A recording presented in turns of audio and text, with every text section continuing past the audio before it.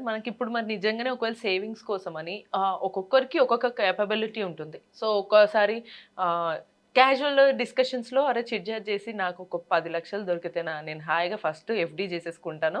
హాయిగా నేను రిలాక్స్ అయిపోతాను అనే థాట్‌లో ఉంటారు sir.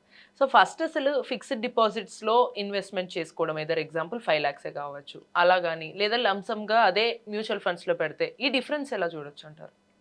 First of all thought రావటం మంచిదమ్మా. ఓకే. 5,00,000 వచ్చింది కదా! ఓకే. 5,00,000 రాగానే మీరు సేవ్ చేయాలనుకోవడం ఈజ్ మోర్ ఇంపార్టెంట్. అవును. ఓకే. ఆ! That's nice.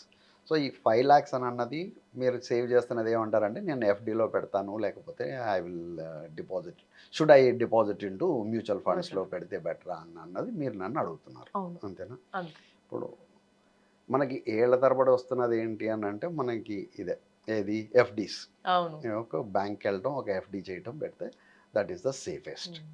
లేదు మా దాంట్లో కూడా మళ్ళీ you have got different terms. 3 మంత్స్‌కి పెట్టొచ్చు, 6 మంత్స్‌కి పెట్టొచ్చు, 1 ఇయర్‌కి పెట్టొచ్చు. Hmm. You can put it for 5 years or like that.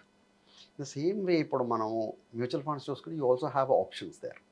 మనకి ఇమ్మీడియేట్‌గా కావాలి అని అనుకుంటే మనం you can use liquid funds. You can use ultra short funds. You can use medium term funds. You can use hybrid funds. You can use equity funds. Hmm. అంటే మనకున్నటువంటి డ్యూరేషన్‌ని బట్టి ఎలాగైతే మనం ఎఫ్‌డిలో పెడుతున్నామో, అలాగే ఇక్కడ కూడా మనకి ఆప్షన్స్ డిఫరెంట్ డిఫరెంట్ ఓకే. ఉన్నాయన్నమాట. So, okay. That is how we can do it. So, ఏంటంటే మనకు చాలా ట్రస్టెడ్. హ్మ్. ఇంట్లో వాళ్ళు కూడా పెద్దవాళ్ళు అందరూ కూడా చెప్పేది, "అరే! డబ్బులెందుకురా దాంట్లో పెడతావు, తీసుకెళ్ళి ఎఫ్‌డిలో పెట్టేసేయి" ఎఫ్‌డిలో అని అంటారు. పెట్టనే బట్ చెప్తారు. మనం తీసుకెళ్ళి ఎఫ్‌డిలో పెట్టేస్తాం. ఓకే.